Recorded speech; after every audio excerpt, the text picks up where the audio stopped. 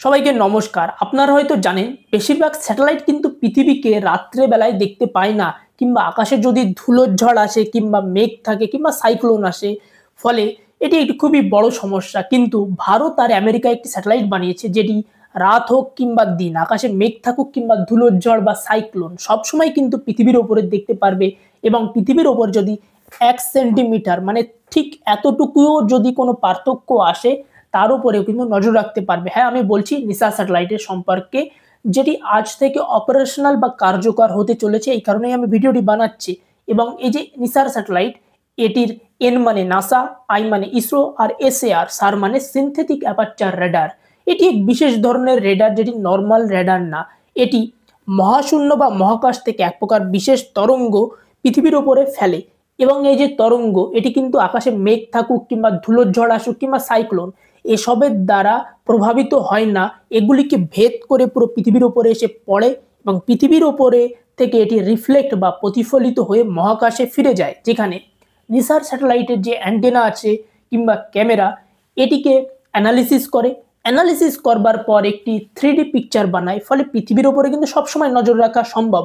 এবং এই স্যাটেলাইটটি পৃথিবীর ইতিহাসে আজও পর্যন্ত বানানো সবথেকে মূল্যবান এবং সবথেকে শক্তিশালী একটি স্যাটেলাইট, যেটি বানাতে 13,000 কোটি টাকা খরচ হয়েছে।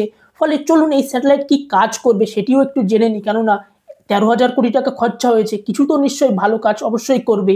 তাছাড়া আপনাদের আরেকটি ফ্যাক্ট বলে রাখি, আপনারা হয়তো জানেন বর্তমানে যেসব আধুনিক স্মার্টফোন আছে সেখানে 1 টেরাবাইট 2 টেরাবাইট এরকম ইন্টারনাল স্টোরেজ পাওয়া যায়। কিন্তু এই নিসার স্যাটেলাইট প্রত্যেক দিন 80 টেরাবাইট ডেটা পৃথিবীর থেকে সংগ্রহ করবে। এবং এর যে 3 বছরের মিশন, সেখানে 90 পেটাবাইট ডেটা সংগ্রহ করবে। এবং 1 পেটাবাইট ডেটা মানে প্রায় 10,48,000 জিবি। তাহলে ভাবুন, 90 পেটাবাইট ডেটা মানে প্রায় কয়েক কোটি জিবি ডেটা এই স্যাটেলাইট সংগ্রহ করতে চলেছে। তাহলে জেনে নেওয়া যাক এই স্যাটেলাইট কি কাজ করতে চলেছে। প্রথমত, নিসার স্যাটেলাইট আমাদেরকে আর্লি ওয়ার্নিং দিতে চলেছে ভূমিকম্প হওয়ার কিংবা যে আগ্নেয়গিরি বিস্ফোরণ কিংবা ল্যান্ডস্লাইড হওয়ার আগে। ফলে কিন্তু হাজার হাজার লোকের জীবন বাঁচানো সম্ভব হবে। কেননা এই স্যাটেলাইট 1 সেন্টিমিটারের থেকেও কম যদি কোনো পার্থক্য আসে পৃথিবীর উপরে, সেটি বিশ্লেষণ করতে পারে। তাহলে ভূমিকম্প হওয়ার আগে পৃথিবীর যে ক্রাস্ট বলুন, সেখানে যে ভাইব্রেশন আসে, সেটি কিন্তু এই স্যাটেলাইট ধরতে পারবে। কিংবা যেসব পাহাড়ি অঞ্চল আছে সেখানে ভূমিধস হওয়ার আগে যদি একটি সামান্য ছোট পাথরও কিন্তু এরকম গড়িয়ে পড়ে, সেটিও কিন্তু এই স্যাটেলাইট ডিটেক্ট করতে পারবে। ফলে এআই বা আর্টিফিশিয়াল ইন্টেলিজেন্সের মাধ্যমে ভবিষ্যতে সরকার একটি আর্লি ওয়ার্নিং সিস্টেম বানাতে পারবে। ফলে অনেক লোকের জীবন রক্ষা হতে চলেছে। এর পাশাপাশি দ্বিতীয়ত, আমাদের যেসব পোলার আইস শিট আছে বা আন্টার্কটিকা এবং আর্কটিকে যেসব বরফ আছে, আপনারা জানেন সেগুলো নিয়মিত গলে চলেছে। এবং এই বরফ যদি পুরোপুরি গলে যায়, পৃথিবীর অনেক দেশ কিন্তু জলের তলায় চলে যাবে। কিন্তু এই নিসার স্যাটেলাইট এই যে আইস শিট, এটির উপরে নজর রাখছে। ফলে বিজ্ঞানীরা বিভিন্ন পলিসি বানাতে পারবে যে কোন অঞ্চলে বরফ গলে যাচ্ছে বেশি, বা কোন অঞ্চলে আর একটু সংরক্ষণ করা সম্ভব। এর পাশাপাশি আমাদের যেসব পাহাড় আছে, পাহাড় পর্বত, সেখানেও কিন্তু প্রচুর বরফ আছে। যেমন ধরুন গঙ্গা নদী, এটিও কিন্তু একটি বরফের জলে পুষ্ট নদী। ফলে ওই সব বরফকে কিভাবে আরও বেশি সংরক্ষণ করা যায়, কিংবা এই বরফকে রক্ষা করার জন্য কি ধরনের পলিসি বানানো যায়, এগুলি কিন্তু বিজ্ঞানীরা বানাতে পারবে। ফলে একটি গুরুত্বপূর্ণ জিনিস। এর পাশাপাশি আমাদের যেসব জঙ্গল আছে, সেই জঙ্গলের ঘনত্ব কোথাও হয়তো বাড়ছে, কোথাও কমছে, কোথাও হয়তো দাবানল লেগে আছে, কোথাও হয়তো লোকে প্রচুর পরিমাণে গাছ কাটছে। এই সব দিকগুলিও কিন্তু নিসার স্যাটেলাইট দেখতে পারবে।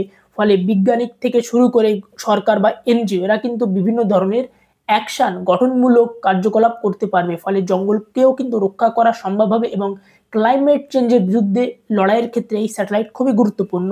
এর পাশাপাশি নিসার স্যাটেলাইট আমাদের কৃষকদের খুবই বড় মাপের সাহায্য করতে চলেছে।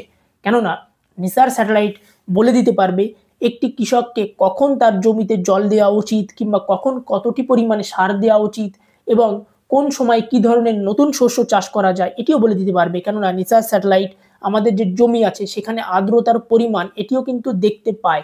ফলে আমাদের অনেক কৃষক আছে যারা কিন্তু অনেক বেশি পরিমাণে সার দিয়ে ফেলে, কিংবা কীটনাশক দিয়ে ফেলে, কিংবা জমিতে অধিক পরিমাণে জল দিয়ে ফেলে। এগুলো কিন্তু একটি সংগঠিত স্ট্রাকচারের মধ্যে আনা সম্ভব হবে ভবিষ্যতে। এর পাশাপাশি আপনারা হয়তো জানেন পৃথিবীর নিচে মাটির তলায় ভূমধ্যীয় জল আছে এবং পৃথিবীতে এত জল থাকার সত্ত্বেও কেবল 2% জল পানীয়যোগ্য। আর এই 2% জলের মধ্যে 30% জল হচ্ছে এই মাটির তলার জল বা ভূমধ্যীয় জল। কিন্তু আমরা এই জলের প্রচুর অপচয় করি, এই কারণে অনেক অঞ্চলে জলের লেভেল হয়তো কমে গেছে এবং অন্য অঞ্চলে কমছে।